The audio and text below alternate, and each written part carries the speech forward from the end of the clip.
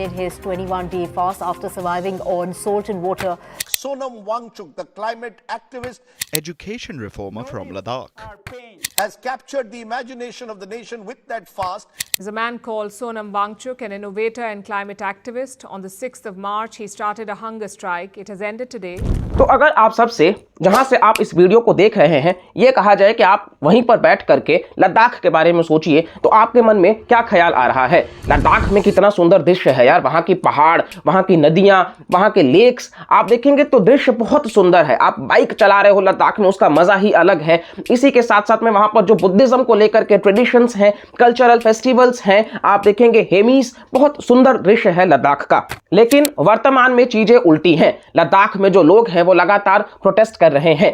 3 idiots movie के जो रैंचो हैं सोनम वांगचुक वो भी प्रोटेस्ट पर हैं और वो 21 दिन के भूख हड़ताल पर भी हैं। 21 दिन का भूख हड़ताल आपको हम हिस्ट्री में लेकर के चले तो महात्मा गांधी ने करा था, जो सबसे ज्यादा रहा था देश को आजाद कराने को लेकर के, और वही 21 दिन का भूख हड़ताल सोनम वांगचुक भी कर रहे हैं, जहां पर जो तापमान है वो माइनस में चल रहा है, एक्सट्रीम कोल्ड है। तो आखिर ऐसी कौन सी बात है कि लद्दाख के लोग जो है वो प्रोटेस्ट कर रहे हैं और सरकार के खिलाफ वो इस प्रकार के आवाज उठा रहे हैं कि मोदी जी आप इस बात को सुनिए और आप इस बात को लागू करिए। क्या सरकार वाकई इन बातों को सुनने में इंटरेस्टेड है, क्योंकि लोकसभा का चुनाव भी है। तो हम इस वीडियो में जानेंगे कि लद्दाख में प्रोटेस्ट क्यों हो रहा है और साथ ही साथ में बहुत ही अच्छे डायमेंशन से हम यहाँ पे हिस्ट्री और पॉलिटी भी कवर करेंगे।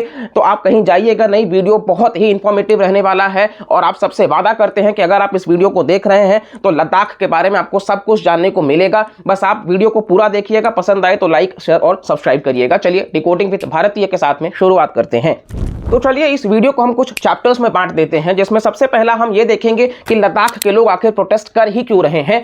दूसरे में हम देखेंगे कि लद्दाख का हिस्ट्री क्या है। तीसरे में हम देखेंगे कि लद्दाख भारत के लिए इतना सिग्निफिकेंट क्यों है, और चौथे में हम देखेंगे क्या इनका डिमांड फिजिबल है। तो चलिए वीडियो की शुरुआत करते हैं। लद्दाख के लोग जो है वो आखिरकार प्रोटेस्ट क्यों कर रहे हैं। तो सबसे पहला जो रीजन है वो चाहते हैं कि स्टेटहुड का दर्जा मिले लद्दाख को। इसके बारे में हम डिटेल में जानेंगे वीडियो में ही। दूसरा जो उनका डिमांड है वो कह रहे हैं कि लद्दाख को 6th शेड्यूल में डाला जाए, और इसी के साथ साथ में उनका जो तीसरा डिमांड है वो चाहते हैं कि जो लोकल्स हैं लद्दाख के उनको जॉब में रिजर्वेशन मिल सके, और जैसे यूपीएससी या स्टेट पीएससी होता है वैसे ही लद्दाख के लिए एक डेडिकेटेड पब्लिक सर्विस कमीशन होना चाहिए। और इसी के साथ साथ में पार्लियामेंट्री सीट्स जो है लद्दाख में 2 डिस्ट्रिक्ट्स हैं, लेह और कारगिल, तो इनका रिप्रेजेंटेशन लोकसभा में हो 2 सीट्स के लिए और राज्यसभा में 1 सीट के लिए। ये उनके डिमांड्स हैं। तो आइए अब हम लद्दाख के हिस्ट्री के बारे में देखते हैं। तो 1st सेंचुरी की शुरुआत से लद्दाख जो है वो कुशान एम्पायर का हिस्सा हुआ करता था, और 15वीं सेंचुरी आते आते इसको तिब्बत का हिस्सा बना दिया गया था और रूल करा जा रहा था लोकल लामास के द्वारा। और साल 1819 आते आते सिख जो है वो एक्वायर कर चुके थे कश्मीर को महाराजा रंजीत सिंह के समय में, और लद्दाख जो है वो उनके लिए काफी इंपॉर्टेंट था। हालांकि गुलाब सिंह जो डोगरा फ्यूडेटरी थे सिख के तरफ से जम्मू से, वो आगे बढ़े और लद्दाख को वो इंटीग्रेट करते हैं जम्मू कश्मीर में, और साल 1834 आते आते हिंदू डोगरास जो है वो इन्वेड करते हैं, और साल 1841 आते आते तिब्बत जो है वो भी इन्वेड करने की कोशिश करा। किंग डायनेस्टी जो चाइना में रूल कर रही थी वो भी कोशिश करे कि लद्दाख को हिस्सा बनाएंगे। हालांकि इस सिनो टिबेटन आर्मी में उनको हरा दिया गया था और ट्रीटी ऑफ चुसूल जो है वो साइन करा गया। और फिर फर्स्ट एंग्लो सिख वॉर जो 1845-46 में होता है, वहां पर जो state of Jammu and Kashmir including Ladakh है उसको सिख एम्पायर से निकाला गया और ब्रिटिश एम्पायर का हिस्सा बना दिया गया। और साल 1947 जब भारत देश आजाद हो जाता है, माउंटबैटन प्लान के हिसाब से इंडिया और पाकिस्तान 2 सेपरेट नेशंस बनाए गए रिलीजियस आइडेंटिटी को लेकर के। इंडिया में सरदार वल्लभ भाई पटेल का इमेंस कंट्रीब्यूशन रहा है भारत के अलग अलग प्रिंसली स्टेट्स को यूनिफाई करने का। हालांकि हैदराबाद, जूनागढ़ और कश्मीर जो है वो स्टिल भारत का हिस्सा नहीं बनना चाह रहे थे। जहां पर आप देखेंगे तो जूनागढ़ को रेफरेंडम से, हैदराबाद को ऑपरेशन पोलो से, किस तरीके से निजाम को मिलिट्री जो है वो अटैक करती है और वो पाकिस्तान भाग जाते हैं, और कश्मीर जो है वो स्टिल आप देखेंगे तो इंडिया और पाकिस्तान दोनों का हिस्सा नहीं बनना चाह रहे थे। और इसके बाद जैसे ही भारत की आर्मी पीछे हटती है, पाकिस्तानी आर्मी जो है वो अटैक करते हैं कश्मीर के ऊपर, और महाराजा हरि सिंह जो है वो वहां से फिर आते हैं और इसके बाद में इंस्ट्रूमेंट ऑफ एक्सेशन जो है वो साइन करा जाता है, जिसके तहत कश्मीर जो है वो भारत का हिस्सा तो बनेगा लेकिन उसको स्पेशल प्रोविजंस दिए जाएंगे। और इसीलिए आप देखेंगे तो 1954 में एन गोपालस्वामी अयंगर के साथ मिलकर के स्पेशल कॉन्स्टिट्यूशन जो है वो दिया गया, सेपरेट फ्लैग दिया गया और इसी के साथ साथ में परमानेंट रेसिडेंट का क्राइटेरिया भी दिया गया अंडर आर्टिकल 35A और आर्टिकल 370, जिसके तहत कश्मीर जो है वो खुद का संविधान बनाएगा और भारत के संविधान का बहुत बड़ा हिस्सा जो है वो कश्मीर पर लागू नहीं होगा। और इस प्रकार से 1962 में वॉर भी हो जाता है इंडिया और चाइना के बीच में और इसी के साथ में साल 2019 में एब्रोगेशन करा गया आर्टिकल 370 का और कश्मीर में जो भारत का संविधान है, भारत का तिरंगा है, ये एप्लीकेबल होगा और नॉन कश्मीरी जो है वो कश्मीर में लैंड परचेज कर सकते हैं। और इसी के साथ साथ में जम्मू कश्मीर को और लद्दाख को 2 यूनियन टेरिटरीज बनाया गया अलग अलग स्टेट से चेंज करके। तो भारत में ये पहली बार हुआ क्योंकि यूनियन टेरिटरी से स्टेट तो बनाया गया है। और अब जम्मू कश्मीर के पास में खुद का असेंबली है, हालांकि लद्दाख के पास में खुद का असेंबली नहीं है। अब इसमें फर्क क्या होता है कि जब खुद का असेंबली होता है तो चुनाव होगा और जो लोकल्स होंगे वो चुन करके आएंगे और वो अपने राज्य का या अपने यूनियन टेरिटरी का ज्यादा अच्छा विकास सोचेंगे as compared to national level पर अगर कोई आएगा तो इसलिए लद्दाख का जो पहला पॉइंट है हमने देखा स्टेटहुड का, वो आप समझ पा रहे होंगे कि क्यों वो स्टेट की अपना अपेक्षा कर रहे हैं। तो आप में से कई सारे लोगों को शायद लद्दाख का स्ट्रेटेजिक इंपॉर्टेंस ना पता हो, चलिए इसको हम देख लेते हैं स्ट्रेटेजिकली लद्दाख इंपॉर्टेंट क्यों है भारत के लिए। तो सबसे पहला पॉइंट है जियोपॉलिटिकल इंपॉर्टेंस। लद्दाख जो है उसको कहा जाता है लैंड ऑफ पासेस और ये कनेक्ट करता है भारत को साउथ एशिया, सेंट्रल एशिया और ईस्ट एशिया के साथ में। इस वजह से ये सिग्निफिकेंटली बहुत इंपॉर्टेंट है। इसका स्ट्रेटेजिक इंपॉर्टेंस जो है आप देखोगे तो चाइना और पाकिस्तान के बीच में ये बफर जोन का काम करता है। इसलिए हमने देखा था 2020 में गलवान वैली में भी जो क्लैशेस हुए थे between Indian and Chinese soldiers. इसी के साथ साथ में टूरिज्म के पॉइंट ऑफ व्यू से भी काफी इंपॉर्टेंट है। हालांकि इसका एक नेगेटिव पॉइंट ये है कि जो टूरिस्ट आते हैं वो कार्बन एमिशन भी बहुत ज्यादा करते हैं और ये एक ड्रॉबैक है। इसी के साथ साथ में इकोनॉमिक इंपॉर्टेंस, क्योंकि लद्दाख जो है वो वहां पर टूरिज्म और रिन्यूएबल एनर्जी जो है, जियोथर्मल एनर्जी, इसको लेकर के बहुत ज्यादा पोटेंशियल है।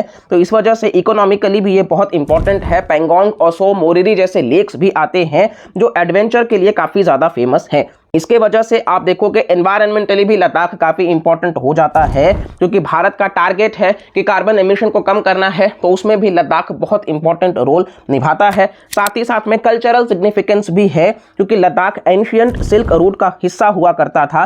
तो आप देखेंगे कि जो कल्चर है, ट्रेड, कॉमर्स, ये सारी चीजें जो है वो शुरुआत से बहुत बेहतर चलती आई हैं। हालांकि जो महाराष्ट्र और गुजरात में इंडस्ट्रियल पॉलिसी है वो लद्दाख में इंप्लीमेंट करना गलत होगा, क्योंकि लद्दाख आप देखेंगे तो ज्योग्राफिकली वो ट्रांस हिमालय का हिस्सा है, जहां पर काराकोरम, लद्दाख, जास्कर और पीर पंजाल जैसे जो रेंजेस हैं वो वहां पर शामिल हैं।